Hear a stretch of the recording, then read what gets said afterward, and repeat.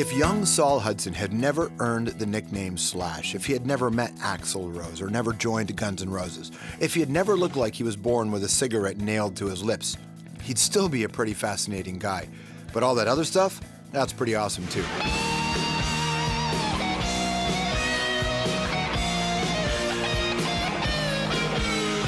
Slash grew up in LA. His dad designed album covers. His mom designed costumes for the likes of John Lennon and David Bowie. Surrounded by music, it wasn't long before Slash became a rock and roll icon himself. In an era of hair metal bands, GNR, with lots of hair, managed to sound authentic. The perfect mix of gutter and glam. They knew how to behave like rock stars off stage as well. A mix of ego and drugs and debauchery, well, it pretty much destroyed the band. So last month, GNR inducted into the Rock and Roll Hall of Fame, but Axl rejected the honor and didn't show. And while Slash says he would have loved to play that show with a reunited GNR, he's got plenty to keep him busy. A new band, a new solo record called Apocalyptic Love, and after the drama of GNR and his subsequent group Velvet Revolver, he finds himself in a stable band for the first time in a long while. So is it possible for him to be at peace and still totally rock? I'll just come out and say it. Please welcome Slash! Morning, man. Hi. Nice to see you again. Nice to see you. How's things? Good. No, I was just thinking that particular song is really great. It's such a great song. Yeah, every time I hear it. Well, we were just waiting in the bio. It was crazy. It was such a great track out there. Welcome back. You got another record. That's got to be really exciting. Yeah, it happened pretty quickly. was it part of the plan? Did you know you were going to make this kind of? Well, you know, during the tour, you know, the band was so great, and I was like, if I was going to do another record, I'd do it with these guys, you know. And then when the tour was over, I came back and put it all together. And Miles is the guy who's fronting this band, who was on your other record, right? Yeah. So this is the interesting thing about your choice. So obviously, you know, your first big band, you have this, you know, there's volatility. Then you have Velvet Revolver. There's volatility. Then you make a record with a bunch of different singers, right, which brings its own kind of instability. That actually it gave me a whole new lease on singers. Did it? Yeah, they were all just a pleasure to work with. You're like, and it's just changed my attitude, you know.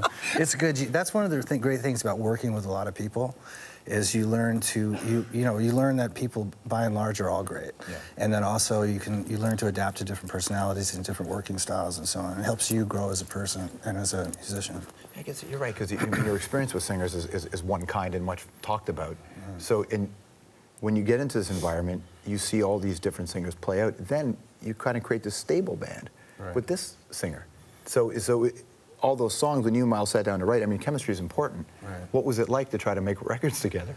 Well, I mean, it started with that first couple songs that we did from the last record, where he came into the studio and he was just this, you know, very mild-mannered, very sort of laid-back, cool dude, you know, not sort of full of himself and not that whole big presentation that goes with some singers, right? And so from that moment on, the tour just went great, and I was like, these are the guys that I should make a real rock record with. You know? I was thinking about how, you know, people who follow music these days say, how come music isn't like it used to be? And I think there's lots of great music today, but there's certainly a culture that seems to be missing. And the more and more I read about your childhood, the more I thought, the 70s don't exist anymore. No, and that was really what I think created a lot of the space for guys like you to develop. I mean, even your community as a kid, your neighbors and who your parents worked with, like you were around the greats. That was a big influence on me, for sure. Yeah, let's show two. I'm gonna show you these album covers here. This is a connection to Slash here. Let's put one up here. So we got this Joni Mitchell record, right? I mean, right. And then we have this one as well. Show the next one. Ringo Starr album. I mean, those are both connected to your... I remember that suit.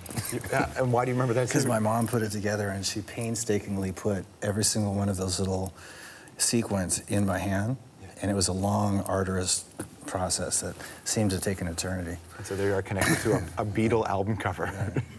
Yeah. And what about the Joni Mitchell one? Well, my dad, let's see, my mom made her all our clothes, and my dad did her album covers, like 3 or 4 of them. So she was a pretty close friend of the family, an amazing artist. And she lived close to you guys, right? Yeah, like down the street. Well, that's the thing. Like, when you were a kid, Bowie used to come to your house? Well, that was a different neighborhood. A different neighborhood? That was later on, because that was my mom was dating him. And so that was after my mom and dad split up. So that was you knew he was Bowie? Like, did you understand who Bowie was at the time? I knew him from the album covers. No, I mean, I liked his music, and it was an interesting time. I had to have been like roughly 8, maybe 9 years old, you know, so it was sort of like, and they were never home. They came by the house every so often. He would come over. But, you know, they were always off sort of running around. But I went to a few Bowie shows as a result, you know, so that was cool. That's amazing. That's got to really influence your worldview, though, just being around all that, doesn't it? Well, you know,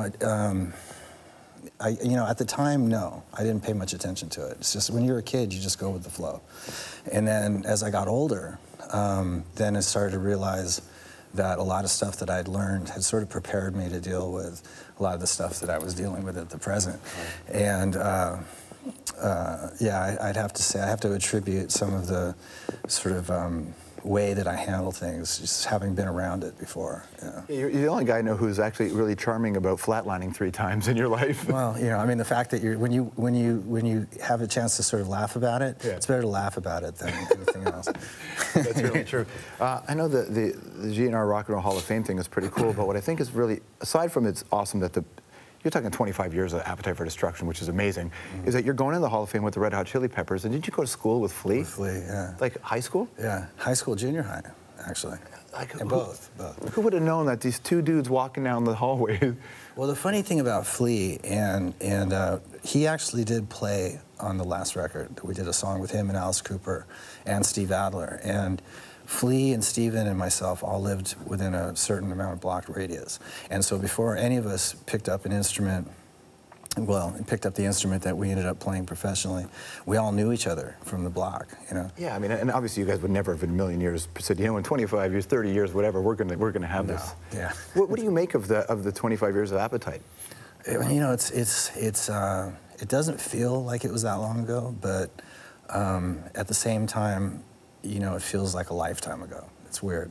So it's a really great honor, but at the same time, it hasn't sunk in yet. You know, like, I mean, I remember I first heard about the whole Rock and Roll Hall of Fame, the fact that we were going to be eligible in 2007 when Velvet Revolver played in place of Van Halen for their induction. And somebody had said, you know, you're going to be eligible in 7 or 5 years. And I was like, you know, sort of like, wow, yeah, right? And I put it out of my mind. So when the nomination came, it was pretty heavy. That was when it felt the most special. Yeah, it's got to be a cool place because so much water has passed under the bridge, and there's obviously whatever personal stuff that went on. But for the public, that record meant a lot to them, right? Yeah, and it's sort of a drag because we're not going to get together and play. You won't do it, eh? Well, I mean, I would, but it's just the way that's working out. I think it's amazing when you tweeted both a birthday to Duff McKagan and you called him the redhead. You just said happy birthday. I thought that was the funniest tweet ever. How different would this world of rock and roll have been had you actually joined Poison? Because you tried out for Poison? That wouldn't have lasted long. No? No, that was, I have to say it was part of my sort of opportunistic way of dealing with things at the time. I was looking for a gig, and those guys, the original guitar player was a friend of mine, and so he went back to Pennsylvania, and he said, you know, you should take that gig, because they were the biggest band in LA at the time. His girlfriend was pregnant, right? So, yeah.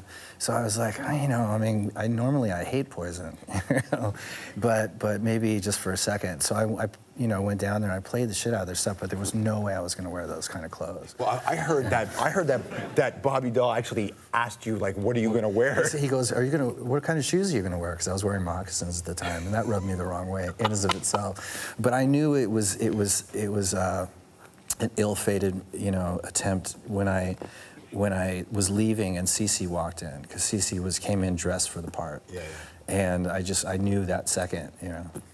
It's amazing how important to certain bands Flash really is. Well, that, you know, I mean, all things considered, there's a lot of bands that you know, the Dolls and Kiss and Motley Crue and David Bowie, you know, I mean, a lot of people sort of have these, you know, iconic sort of kind of looks that have made them really famous, and taking chances doing that. I don't think Poison's one of them, but at the same time, that was what their whole shtick was. The only problem with the bands that were sort of jumping on that parade in the 80s is that most of them didn't have any musical background or soul, you know, which is, yeah. Well, in a weird way, I mean, people would recognize you by a silhouette, right? Because you have that iconic look now, but it seems like it's a look that's yours.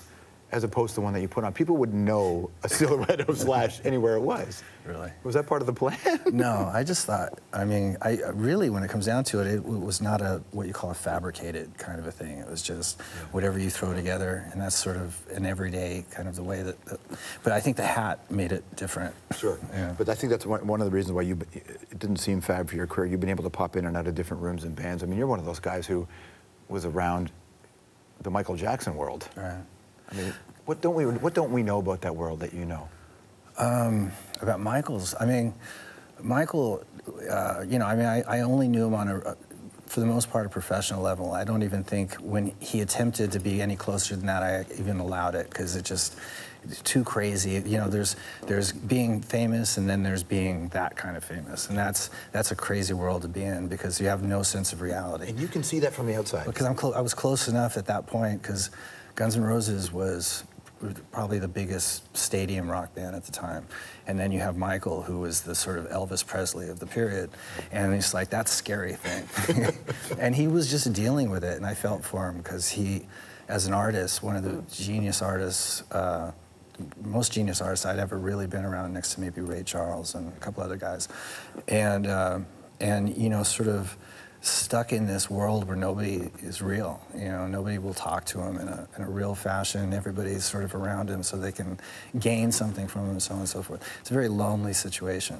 I wondered if you ever had a small version of that when you tried to put together a new band, because you are Slash. So did you ever experience that kind of thing where people weren't talking to you like a real person? Well, I mean, you know, I mean, most of these guys are, you know, most of the people I surround myself with, even if I hadn't been in a band with them I've known them for a long time. So there's certain elements of that, but not to the extent where Michael was, you know. All right, stick around. We're going to find out if one of his obsessions still remains true. Anthropology with Slash when we come back.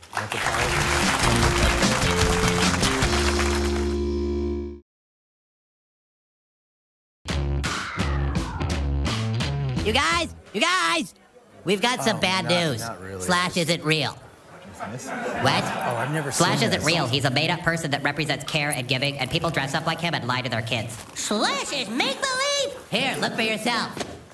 He's based on a fable of a Dutch saint named Wunterslausch. Wunterslausch? What? But then, who played at my 8th birthday party? One of our parents. But then, who was the guitar player for Guns N' Roses? One of our parents. Are you f***ing serious? That's awesome, man. That is awesome. And you hadn't seen that before? No, I heard about it. I heard about it, but I'd never seen it. Making South Park's got to be pretty Yeah, kind. I mean, that's a huge honor. No kidding. Yeah. Let's play some Anthropology, man. Let me rapid fire some things towards you. My kids are going to come back to me about that. Are they about South Park? You're not real? Yeah, well, sometimes I am. So I suppose you really are like Santa. How are you able to be in so many places at once? The older you get, the more you seem to be doing. Yeah, I'm a busybody. You know, I think, you know what it is ever since I got sober, I put all my energy that I used to put into drinking and drugs back into music, so I'm always jamming and just open for opportunities and stuff. And I like I said earlier, I like to work with a lot of different people, and sort of keeps you humble, and you learn a lot. Is it like a new lease on life? What, being sober? Yeah. You know, I mean, it's you know, I'm not the preachy sort. But it's been good for me, because you know, I was getting to that point where it starts to take over, and I wasn't getting anything done, and even more importantly was I wasn't being able to interact, to be able to do the things that I wanted to do, because no one would take me seriously, because I represented this character, which was just like, you know, and so anybody who wanted to work with me thought it was a free ticket to go party. And I, even as up as I might have been, I was always dead serious. And so I started attracting like musicians that were just like come on board so they could hang out. You know? That's gotta suck. So it took a long time, but finally I got to the point where it just wasn't, you know, I wasn't getting anything fun out of it. It wasn't entertaining. Did you come to that realization, or did people around you tell you you're becoming a cliche? No, I'm one of those people that doesn't listen to anybody. So it took me to get there. That's all right. All right. So when you first started talking, did you have a British accent? Yeah. You did? My mom played me a tape of it. Somewhere, I think I was like around 17 years old, and she said, I got this cassette. And she played it, and I had this really thick northern British accent. It's funny. That's amazing. Little kid, you know, I was like 5. Were you consciously trying to lose the accent, or did it just go away? Well, when I moved to the States, I think I was, such sort of in public school, such an outcast because I was so different from all the other kids because I had the long hair. And it seemed like with all the hippie musicians that we knew, none of the schools that I went to, any of their kids went to. So, you know what I mean? Yeah. So I was in this really straight world, and I just never really fit in. So I think I consciously was trying to straighten my accent out just to be a little bit more, you know, to fit in or whatever. Oh, absolutely. So I know that you used to really love pinball machines, and you've unloaded them. I still do. How many, do you still have a bunch? I still have, I have 3 in the house, and I rotate them. So I probably have about, in total, maybe 9 or 10. Do you have a prize piece? You know, not really prize, but my favorite one, even though I have a lot of cool ones and eclectic ones, my favorite functional one is the Addams Family. That's all right. It's just one of the best pinball machines ever made. Dude, I downloaded the Slayer pinball app, and it's dominating. It's pretty cool. It's I know. so cool. There's an AC/DC one as well. It's so amazing. Every time you hear the scream, I'm in. Yeah, yeah. If you were to, let's say, in a Scientology way, you were going to start a new religion devoted entirely to guitars, who would be your holy trinity? Oh, come on. That's a tough question. I mean, you know, obviously you'd put Jimmy Page in there. I'd probably put Albert King in there. And Pete Townsend. I don't know. It's a toss-up. Pete Townsend. But you know, that's really limiting me to Rock. just well, yeah, but also nailing down. Well, I could put Segovia in there, and that would be great. You know, we'll trade Jimmy Page for Segovia just for this one, for this conversation. That's okay. You know, before you were talking about the idea of sitting in a hotel room, or you're talking about the idea of battling addiction or whatever and dealing with it. There's always been this myth that creativity comes out of chaos, and you know, you have to be screwed up, or you have tension in a band. For a guy who's lived it a lot, is that true? I don't think so. I mean, I've had moments, you know, tense moments that have produced something on a creative level that are pretty cool. But by and large, I feel more comfortable being creative when I feel really comfortable and at peace with whoever I'm working with. And that makes me way more creative than the opposite. So I don't adhere to that myth myself. We had Robert Plant on the show, and we were talking actually off stage, and he was talking about for songwriters sometimes as they get older, they don't write lyrics as much because they may not have the things to say, and they're not sure what they want to say at a certain stage of their career. For a guitarist, do you ever, not run out of riffs, but does it change when you get older, the kinds of riffs you feel like playing? Or no, I think it probably gets better, especially for me, because in this context, we're having a conversation, but I'm a relatively mute person, and I don't express myself verbally, and so I internalize most everything, so I express it musically. So that gives me an endless wealth of emotional stuff to say on the guitar. So I think I'll be doing that, you know, for as long as I'm breathing. Internalizing can be really tough if you don't have the outlet, yeah, right? definitely. God knows what kind of trouble I'd be in if it weren't for guitar playing, right? Well, congrats on the Hall of Fame. Congrats on the Appetite anniversary. It's just survival in and of itself an accomplishment for anybody. And congrats on the new record, man. Well done. Cheers. Good to see you, bud. Thank you so much. Flash, everybody. Apocalyptic Love is the name of the brand new record. We'll be right back.